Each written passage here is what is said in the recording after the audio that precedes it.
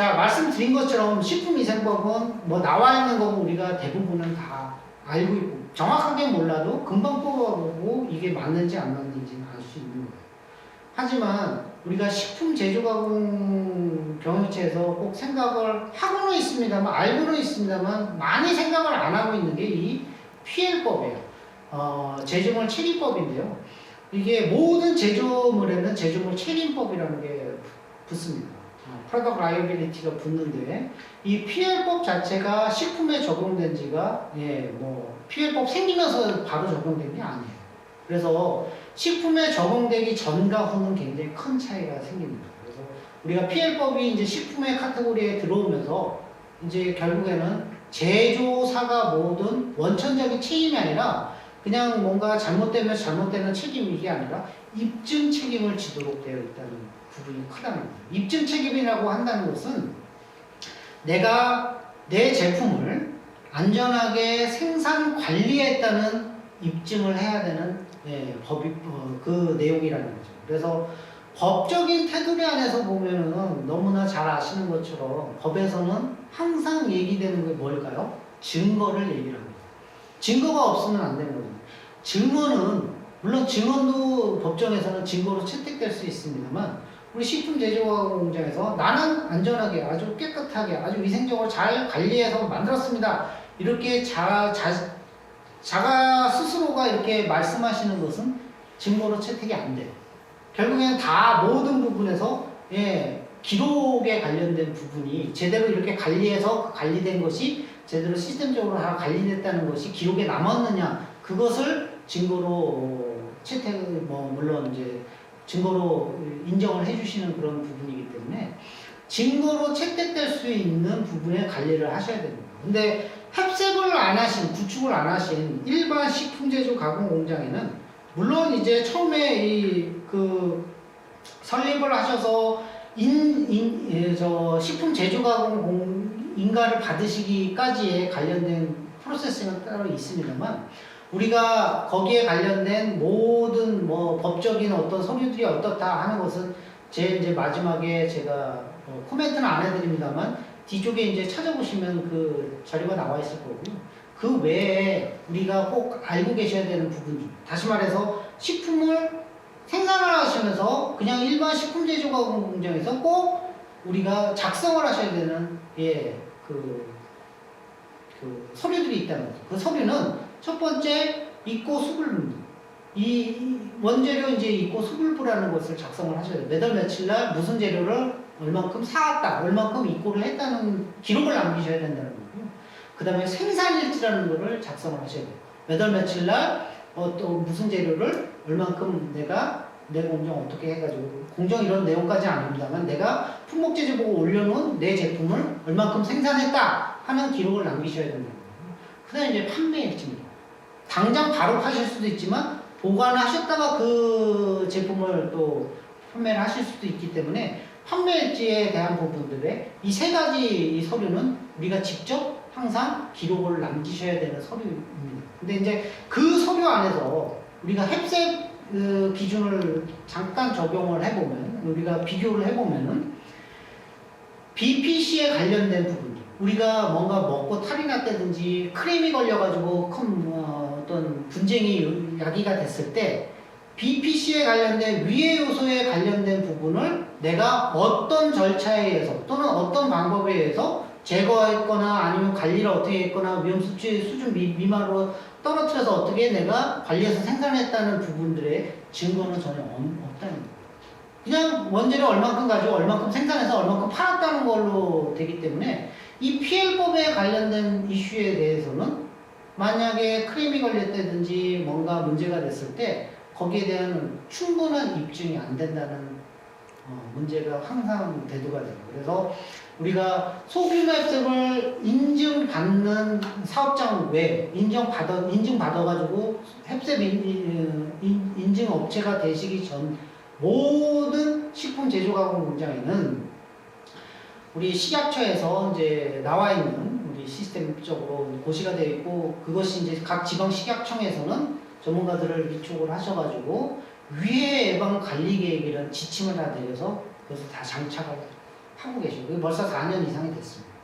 그래서 그냥 일반 식품 제조 가공 공장에 시설 개선 돈을 들여가지고 시설 개선 안 하시고 그냥 공정에서 공정 관리를 해서 내가 정말 중요한 이 CCP에 관련된 부분을 내 공정상에서 알아서 그 CCP 관리를 어떻게 했다는 부분에 대한 기록을 어떻게 남기시고 하는 그런 기본적인 소프트웨어적인 부분을 얹히시는 게 위해예방 관리 계획의 핵심이다. 내용의 핵심이다. 이렇게 이해를 하시면 되겠습니다. 그래서 햅셉을 인증을 안 받으셔도 위해예방 관리 계획은 그게 무조건 강제 규정은 아닙니다만 대부분 그거를 하시도록 그렇게 유도를 많이 하시기 때문에 또 유도를 한다고 하든 안 하든 나는 내 스스로를 보호하기 위한 부분으로 최소한 햅셉을 안 하시면 위해예방 관리 계획이라는 부분조차는 어쨌든 시스템을 조금 얹으시는 게 돈이 드는 게 아니기 때문에 얹으시는 부분이 굉장히 중요하겠다 하는 말씀을 먼저 드립니다. 그래서 이제 PL법은 그 선상에 그 PL법 자체를 놓고 보면은 이해도의 문제가 아니라 결국에는 식품을 취급하고 만드는 그 과정 속에서 내가 문제가 됐을 때 내 스스로를 보호할 수 있는 증거 능력이 지금 그냥 내가 이것을 구축해 나가면서 그 증거를 어느 정도 관리를 해 나가시면서 식품을 지금 만들고 계시는지 아니신지에 대한 부분을 먼저 생각을 해보시면은 햅셉 이전에 햅셉 강제 규정은 그 강제 규정 기간 안에 어쨌든 인증을 받으셔야 되는 거고요. 이게 안 하시더라도 위해방 관리 계획이라도 철저하게 해서 내 스스로가 기본적으로 안전한 식품을 내가 생산하겠다 하는 의지를 가지셔야 됩니다. 자, GMP라는 얘기가 나오고 SSOP라는 얘기가 나옵니다. GMP라는 것은 이제 우리가 흔히 얘기해서 우수 제조 기준이에요. 물론 일반 제조사에는 다 들어갈 수도 있지만 기본적으로 우리가 의약품, 화장품 이런 거는 굉장히 GMP 기준이 높을 거고요. 일반 식품은 식품에 관련된 기본적인 선행 요건에 관련된 선행 요건이라고 얘기를 합니다만 우리가 시설의 기준에 기본적인 기준이 이제 있다는 거죠. 그 기준과 더불어서 SOSOP라는 것은 위생표준 운영 절차예요. 일반 위생에 관련된 표준이라고 보시면 됩니다. 그래서 우리가 어떻게 식품을 안전성을 더 확보하기 위해서는 아까 말씀드렸던 BPC의 관리를 위해서 기본적으로 우리 원부재료의 안전성만의 문제는 아니겠죠. 왜냐하면 그 식품을 취급하는 취급자, 다시 말해서 우리가 생산자들에 관련된 개인 위생의 이슈가 또 하나 이제 들어오는 겁니다. 그래서 식품의 제조 가공 공장은 큰 이슈로 보면은 사람에 관련된 관리가 하나가 있고요. 또 하나는 기본적으로 우리가 원부재료부터 시작해서 내 생산품, 다시 말해서 물류에 관련된 기준, 그 관리, 그 동선, 이 부분이 정확하게 나뉘어서 관리되고 우리가 유지돼야 된다 하는 부분에 대한 게 있어요. 그래서 여기에서 이제 크게 조금 이따가 이제 뭐 도면들을 가지고 잠깐 말씀을 드릴 겁니다만 크게 말씀을 드리면은 우리가 구획과 구분으로 이제 말씀을 드릴 수 있을 것 같아요. 구획이라고 하면은 어떤 부분으로 말씀을 드릴 수 있을까요? 구획은 우리가 흔히 얘기해서 벽체를 다 해서 천장까지 밀폐된 공간으로 이렇게 나눠 놓은 것을 구획이라고 얘기를 합니다. 다시 말해서 한 건물 안에서 예를 들어서 하나의 무슨 이런 강의실이면 강의실, 그 다음에 뭐 다른 어떤 또 다른 강의실 또는 어떤 사무실, 교수실 이런 부분들을 이렇게 나뉘지 않겠습니까? 근데 그렇게 모든 밀폐된 공간으로 나누는 곳을 구획이라고 합니다. 구는 구획된 공간 안에서 하나의 공용 존으로, 다시 말해서 하나의 어떤 존으로 이렇게 밑에 이렇게 선 긋는 수준으로 나누는 거예요. 다시 말해서 우리가 초등학교나 아니면 옛날 학교 학창시절을 생각해 보시면 교실이 있을 거고요. 6학년 1반, 6학년 1반 교실이 있을 겁니다. 그 교실 안에서 여러 학생들이 있을 텐데 학생들의 분단이 있을 거예요. 1분단, 2분단, 3분단씩. 그러니까 1분단, 2분단, 3분단에 밑에 이렇게 손을 이렇게 쳐놓으면은 구획된 6학년 1반 교실 안에서 구분된 분단으로 나뉜 거예요. 근데 이제 식품 제조 가공 공장에서 제일 중요한 건 구분도 중요합니다만 제일 중요한 건 구획입니다. 왜 구획을 해야 되냐면 교차 오염의 방지 때문에 그렇습니다. 교차 오염이라고 하면은 내가 원하든 원하지 않던지 간에 뭔가 잘못 접촉돼 가지고 이게 뭐 BPC에 관련된 부분이 잘못된 개연성으로 내 제품에 포함돼서 이렇게 판매가 될 수 있기 때문에 그 교차 오염의 예방적인 사전적인 어떤 그 방지 이것이 굉장히 중요하다. 그래서 각 실마다 다시 말해서 재료가 들어오는 입고 전실 그다음에 다시 말씀드리는 것처럼 뭐 일반 제조 가공하고 그다음에 준청결 청결식으로 해가지고 내가 중요하게 이렇게 높여서 관리를 하셔야 되는 중요 관리점을 놓는 공간. 그 다음에 마지막 외포장까지 또는 다시 말해서 출하를 대기하는 그런 어떤 출하의 개념으로 그걸 꼭 떠야 되는 건 아닙니다만 대부분은 그렇게 한 번씩 그 바리케이트를 치는 것처럼 그렇게 한번 두는 거죠. 그래서 물류의 공간, 그 다음에 사람이 들어가고 나오는 곳에 탈의, 위생전실, 사람이 손을 씻고 개인 위생에 관련된 부분을 이렇게 하고 그런 어떤 구획된 공간들이 전부 있어야 된다. 이게 시설 기준이라는 거예요. 그리고 그 안에서 사람이 들어가서 옷은 어떻게 갈아입고 손은 어떻게 씻고 의복은 다시 말해서 위생복을 어떤 기준으로 착용을 해야 되고 그런 여러 가지 절차에 관련된 거, 그 다음에 손은 얼마에 한 번씩 씻거나 아니면 소독을 한다든지 이런 여러 가지 부분들, 이런 것들을 또 그 다음에 이 공간들 사이에서 어떻게 조닝된 공간에서 어떻게 이동하고 이동이 안 되는 공간은 어떻고 이런 부분에 대한 매뉴얼을 절차에 되어 있는 모든 이런 부분들이 SSOP에 들어갈 건데요. GMP라는 기준과 SSOP의 기준을 가만히 놓고 보시면 여기 이제 도표에 나와 있는 것처럼 밑에 시설 기준 물론 시설 기준이라는 게 따로 있고요. SSOP라는 걸 따로 이렇게 포함을 해가지고 그것을 햅색에서는 우리 흔히 얘기해서 그 선행 요건이라고 얘기를 합니다. 요 두 가지에 대한 부분이 있고 크게 위에 지금 나와 있는 것처럼 햅색 플랜이라는 이제 7원칙 12절차에 관련된 햅색 플랜이라는 부분으로 우리가 식품안전관리 인증 이제 그 플랜 다시 말해서 계획이 이렇게 이제 수립돼가지고 그게 매뉴얼화돼서 그 절차에 의해서 시스템으로 갖춰놓은 것이 햅색이다.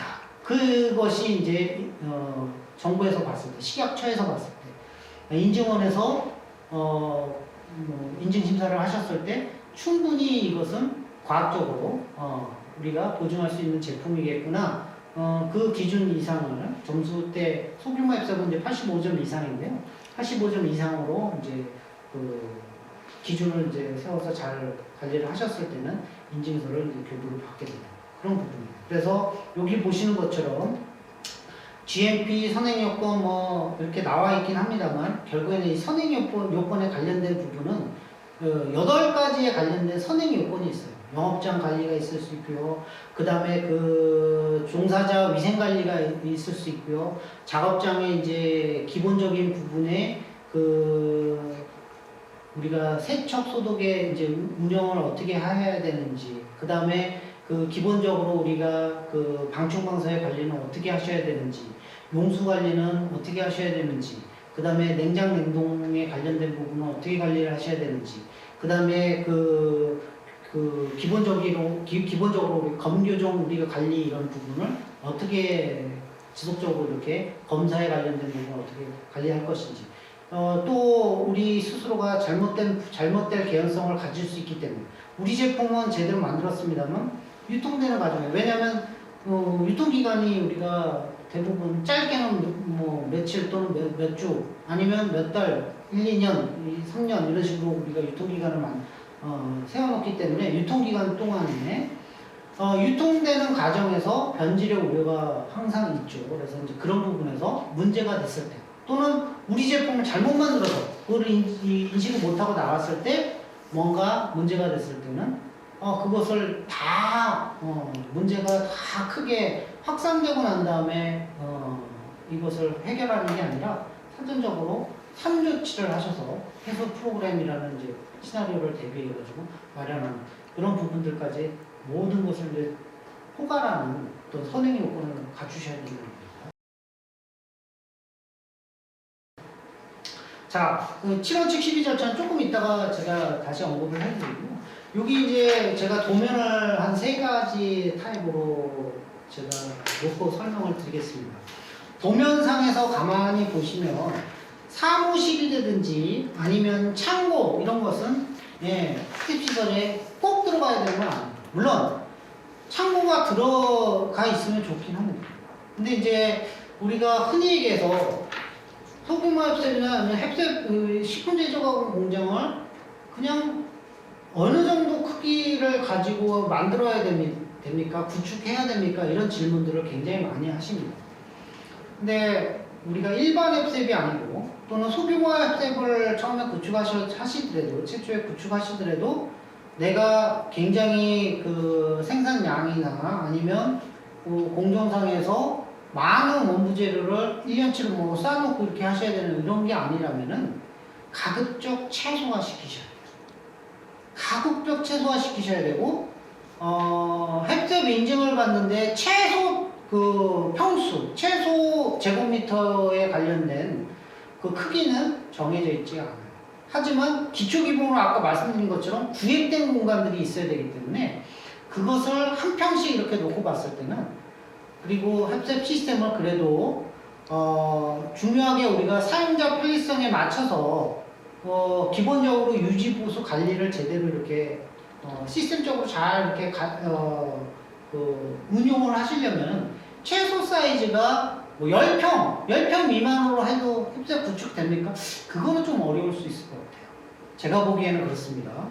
근데 그게 100% 정답이라고 말씀드릴 수는 없습니다. 10평에 예를 들어서 0. 몇 평씩으로 이렇게 할 수는 없을 것 같아요. 왜냐면 물리적으로 사람이 옷 갈아입고 뭐 손 씻고 하는 공간들도 최소 뭐 1평 미만씩은 있어야 될 것 같고요. 그 다음에 입고 검수를 해야 되는 검수 것도 있어야 될 것 같고, 그게 없어서 일반실에서 그냥 놓고 한다고 해도 결국에는 정 안 돼서 최소화 시키더라도 그것을 그 안에 포함을 하시더라도 절차에 따라서 시차를 두고 이렇게 작업을 한다, 이렇게 결국엔 절차로 푸셔야 되는데, 절차에 하시더라도 최소 규모가 있으셔야 된다는 거죠. 최소 규모는 그냥 새로 구축을 하신다고 하면은 15평은 조금 어려울 것 같고요. 제 기준은 그렇습니다. 뭐 한 18평, 20평 정도면 아주 작은 소규모 정말 컴팩트한 햅셉 그 작업장이 될 것 같고요. 큰 규모로 하시지 않게는, 물론 이제 그 우리가 규모로, 다시 말해서 비용을 최소화 드린다는 전제 조건을 말씀을 드린다면, 그냥 이거는 이게 정답은 아닙니다만, 이걸 이렇게 하시라는 말씀은 아닙니다만, 법적인 부분까지 이렇게 놓고 본다면, 저는 소규모로 처음 시작을 하실 때 60평을 안 넘기는 게 좋지 않을까 하는 말씀을 드립니다. 60평이 딱 60평이 아니고요. 제곱미터로 따지면 200제곱미터 미만으로, 그러니까 199제곱미터 정도로 막시멈 건물을 생각을 하시는 게 좋지 않을까 생각을 합니다. 왜냐하면 그거는 뭐 식품 제조가공, 식품위생법에 관련된 부분이 아니고요. 건축법에 관련된 부분이에요. 건축법 안에 이제 소방법이 적용이 되면은 200제곱미터 이상과 이하는 소방법이 적용이 되느냐 안 적용되느냐, 이 부분에 대한 구분이 있기 때문에 그래도 한 59평 미만으로 이제 구축을 하십니다. 근데 그렇게까지 크게 하시는 곳은 뭐 물론 확장성이나 모든 걸 생각하셔서 하실 수는 있습니다만, 그냥 내가 몇 평 지을 거냐가 중요한 게 아니고요. 나는 어떤 품목을, 어떤 유형을 먼저 식품 유형의 몇 가지의 품목을 얼만큼 생산하는 제조 가공 공장을 구축을 할 거냐가 가장 중요한 키워드라고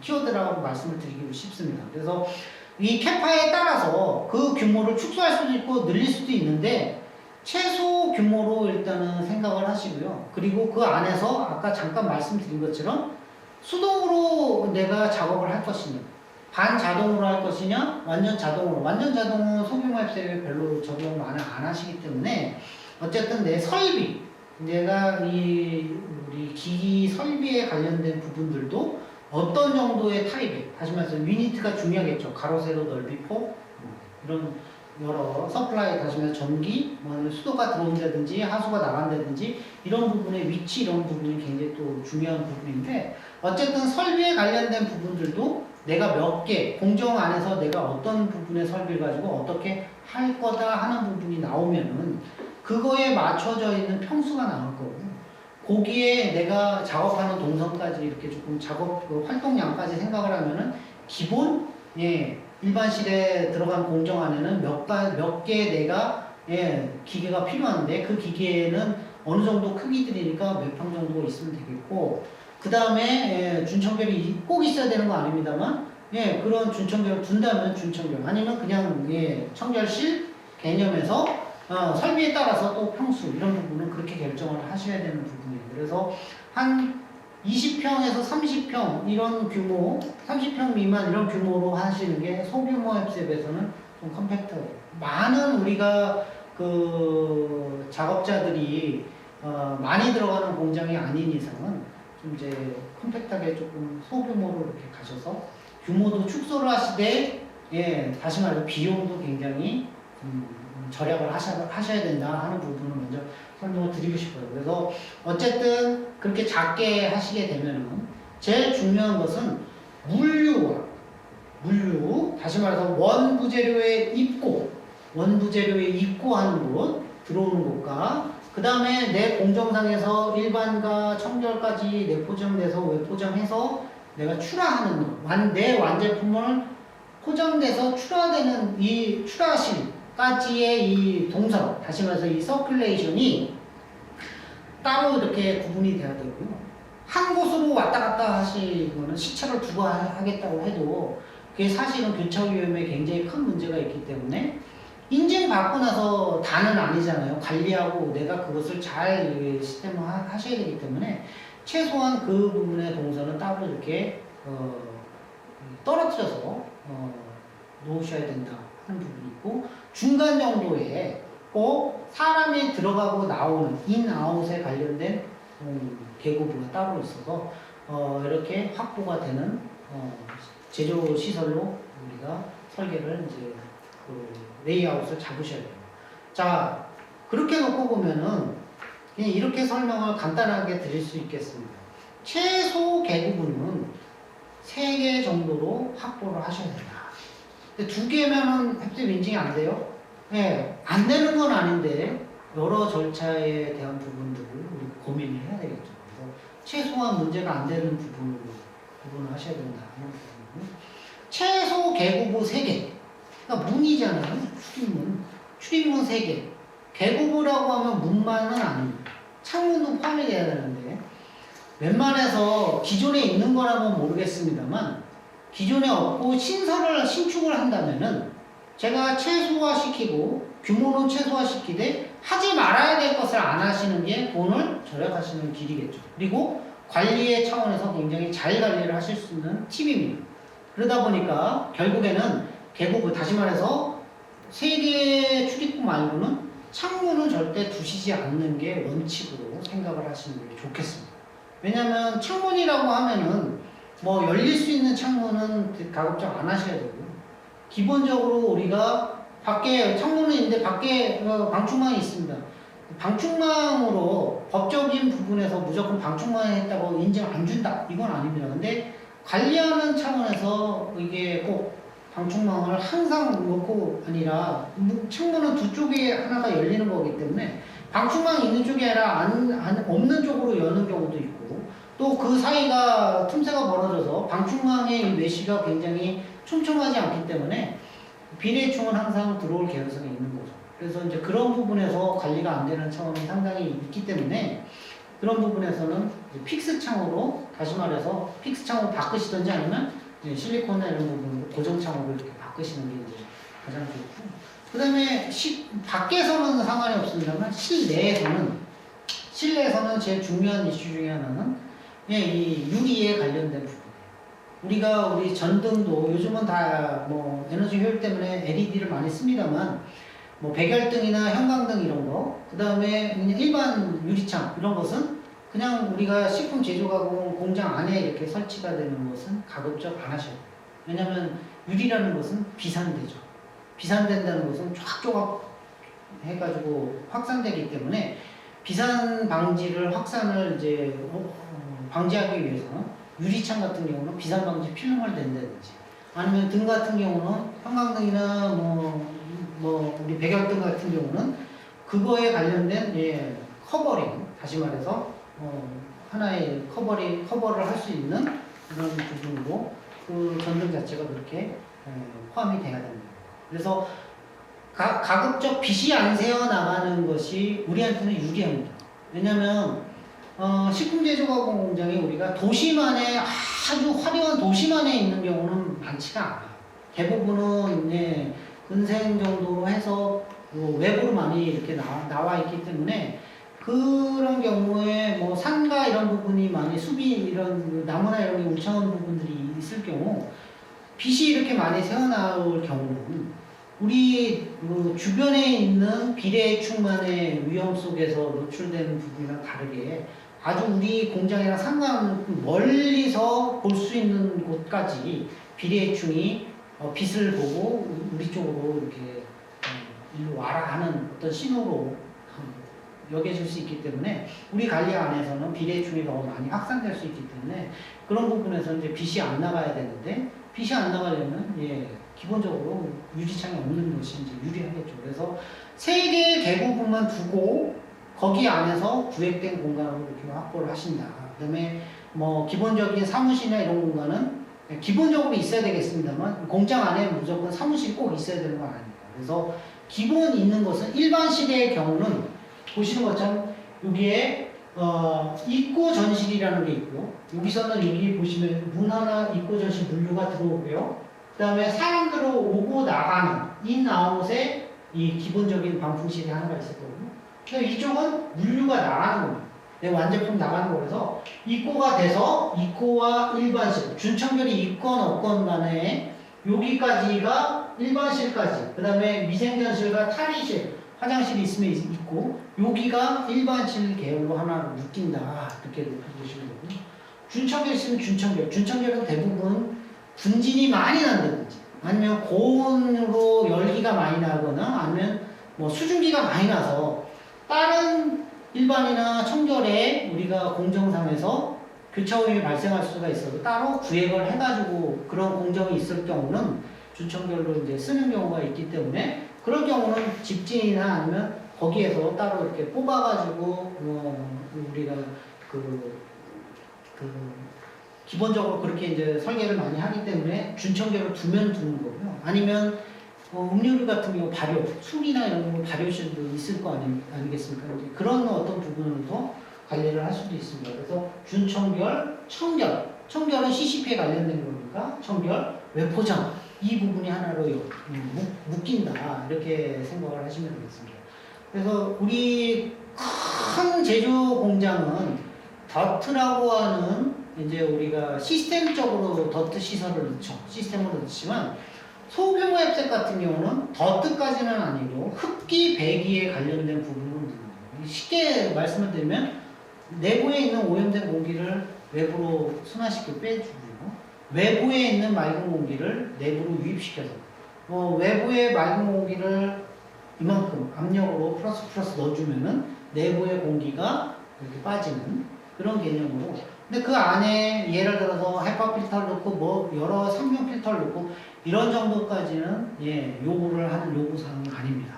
그래서 그런 부분으로 많은 비용이 흡기배기로 우리가 더트 시설을 많이 들어가기 때문에 비용이 많다. 이것은 조금 우리가 잘못된 오해 소지가 있기 때문에 그런 부분은 생각을 안 하시는 게 좋을 것 같고요. 기본적으로 흡기배기에 관련된 부분은 내 유형과 공정을 확인하셔서 구축을 하셔야 될 것 같아요. 자, 그래서 여기 같은 경우 빵과 과자류라고 지금 되어 있잖아요. 그래서 준청결을 왜 뒀냐면 이게 오븐이나 이런 거 이제 가열할 때 그것도 CCP로 잡히기 때문에 거기에서는 열기가 많이 날 수도 있고 하기 때문에 준청결로 이렇게 뽑은 부분이 있고요. 그 다음에 여기 보면 과일, 채소류 그러니까 과체 음료 공장으로 되어 있습니다. 과체 음료 공장 같은 경우는 여기 보시는 것처럼 자, 저온 저장 두 개가 이렇게 설치가 되어 있죠. 그러니까 원물들을 저장하는 공간들이 있고요. 이따가 정 안 되면은 그건 절차로 하는데 내가 다 못 팔게, 그러니까 오늘 출하하는 거를 생산했는데 다 못 하게 되면 밖으로 뽑아가지고 다시 입고를 해가지고 이제 보관을 할 수는 있는 거죠. 하지만 기본적으로 이쪽 요 부분이 입고전실, 일반실, 청결실, 외포장실, 그 다음에 사람이 들어나가고 화장실, 탈의실, 위생전실 요 부분으로 요거를 보시는데 여기 중간에 보시면 에어 세병실이라는 게 있어요. 에어 세병실 꼭 있어야 되는 건 아니에요. 법적 필요 충분 조건 아니에요. 하지만 밖에다 그냥 에어 세척기, 에어 세병하는 기계를 놓고 그렇게 하시는 것보다는 최소 그냥 아주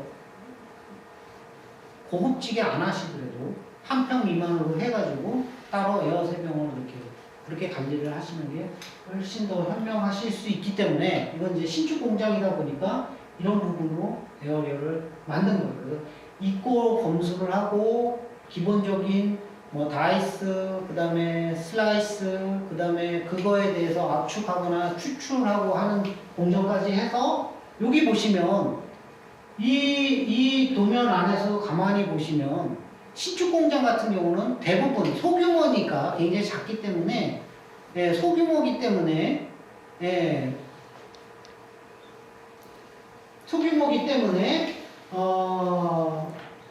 큰 공장이 아니다 보니까 중간에 문을 안 뒀어요.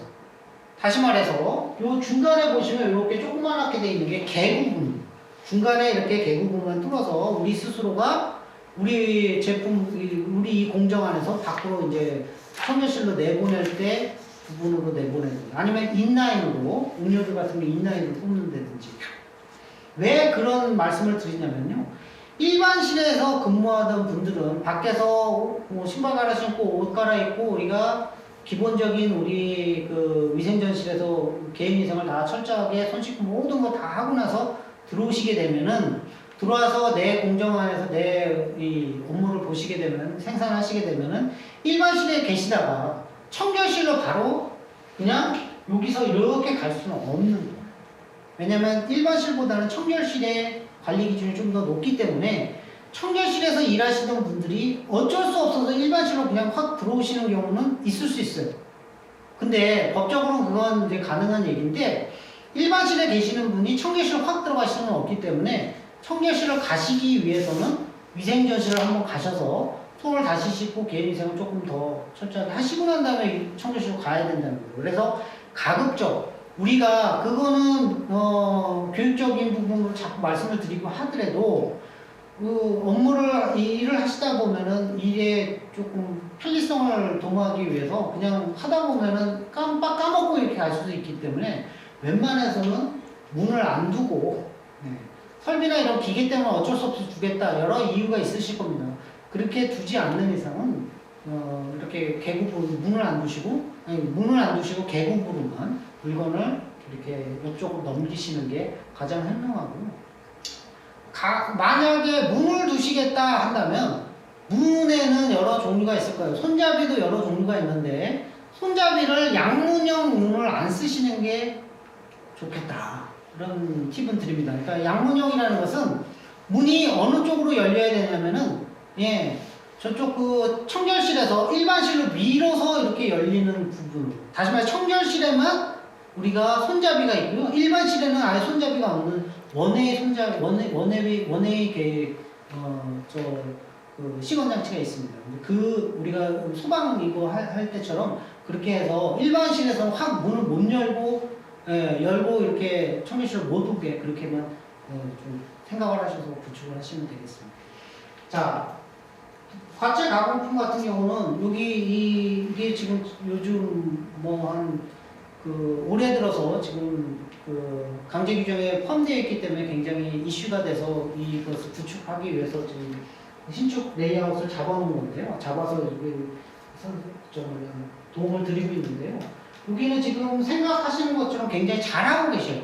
왜냐면 레이아웃 자체를 굉장히 잘 설계를 하신 택이에요. 그래서 입고를 하셔서 1번 하시고 그 다음에 계급을 통해 가지고 가치 가공품이나 이거를 넘기실 거고 그 다음에 준청결은 가치 가공품 안에서도 건조를 하셔야 될 부분들이 있어서 그 건조기가 들어가야 돼서 이걸 넣으셨고 에어 세명실을 따로 여기다 조그맣게 확보를 하셨고 청결하시고 난 다음에 외포장을 나가실 수도 있지만 이것에 대해서 보관하기 위해서 요 옆에 보시면 냉동실을 바로 연결하셨고요.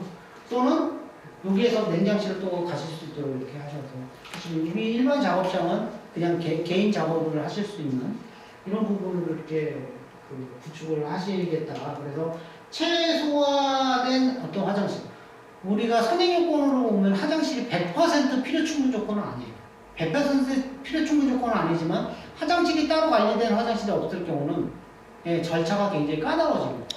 외부에 화장실이 있을 경우는 우리가 일을 하시다가 용변을 보시기 위해서 예, 탈의실에 다시 와서 옷을 다시 갈아입고 나갔다가 와가지고 옷 다 갈아입고 다시 이렇게 이런 절차를 겪으셔야 되면은 굉장히 조금 여러 가지 부분의 문제가 발생할 수도 있기 때문에 신축하는 곳 같은 경우는 한 평이라도 최소화된 평수라도 한 평 미만으로도 화장실 하나 두시는 게 가장 중요하다. 화장실은 우리가 식품에 절대 나오지 말아야 되는 대장구빈이 있잖아요. 그래서 거기에는 한 마리들 나오면 안 되기 때문에 잘 관리를 하시기 위해서는 예, 시건장치를 통해서 모든 사람을 같이 안 쓰는 우리 내부만 관리해서 쓰실 수 있는 화장실이 확보되는 것이 또 하나의 팁일 수 있습니다. 중요한 부분 중에 하나입니다. 위생전실이나 내부에 우리가 손을 씻어야 되는 공간 특히 위생전실은 100%입니다. 거기에는 법적 필요 충분 조건 다른 뭐 필요 충분 조건은 이 시간에 다 말씀드릴 수 없습니다만 뜨거운 물이 꼭 나와야 됩니다. 우리가 세면대에는 꼭 뜨거운 물이 나와야 돼요. 이거 우리나라는 뭐 정말 아열대 지방은 아니기 때문에 겨울이 있기 때문에 뜨거운 물이 나오지 않으면 안 돼요. 그래서 전체 보일러는 안 하셔도 전기 히팅기로 예, 이렇게 우리가 꼭 뜨거운 물이 확보가 돼서 손을 씻을 수 있는 그 부분이 장착이 되어야 된다. 이 시설 기준으로 본다면 대부분은 판넬로 하는 게 기본입니다. 새로 하셨을 때는 판넬로 하는 게 기본이고 그냥 평판넬, EPS 평판넬로 하셨을 경우 우리가 소방법에 이게 적용이 안 되는 200제곱미터 미만일 경우는 예, 다 가능한 거죠.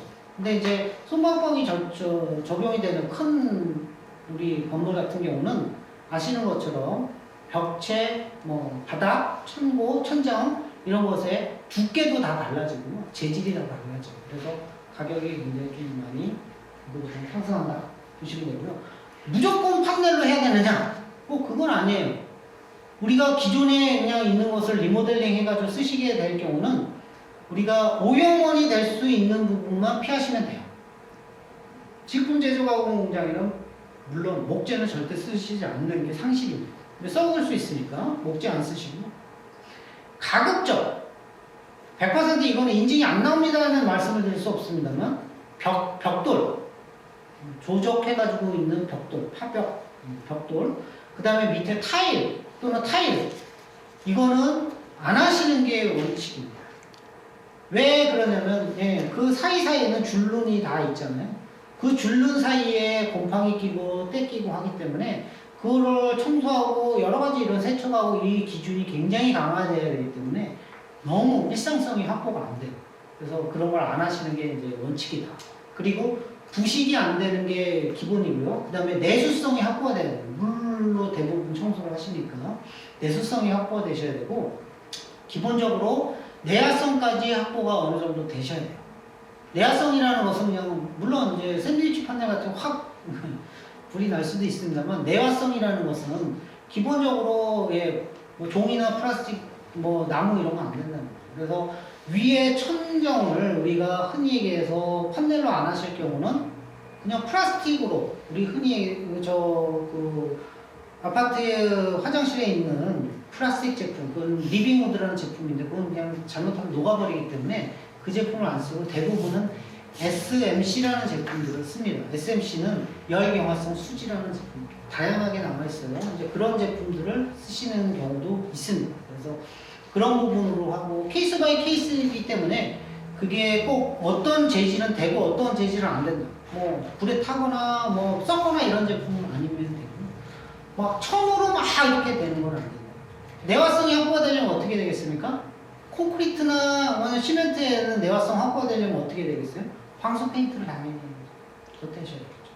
이제 그런 것들은 케이스 바이 케이스로 팁이 여러 가지가 있을 수 있으니까 이제 구축하시기 전에 조금 알아보고 문의를 해주시면 답변을 드리도록 하겠습니다. 그 일반적으로 신축할 경우는 밑에 대부분 많이 바닥재로 쓰시는 것이 나와 있는 에폭시.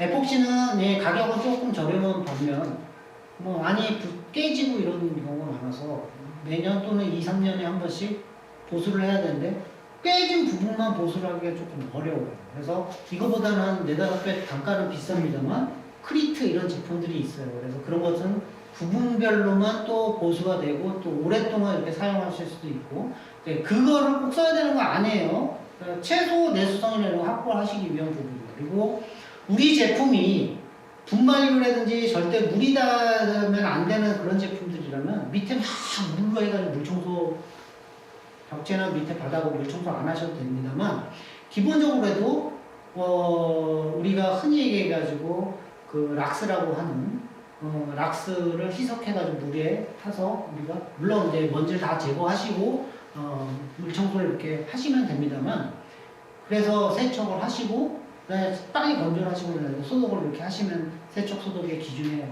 부합합니다. 근데 기본적으로 그렇게 하시기 위해서는 이게 내 제품, 내 유형이 어떻다, 내 품목이 어떻다 이게 가장 중요한 부분으로 보고 우리가 재질을 선택하셔서 하시면 됩니다.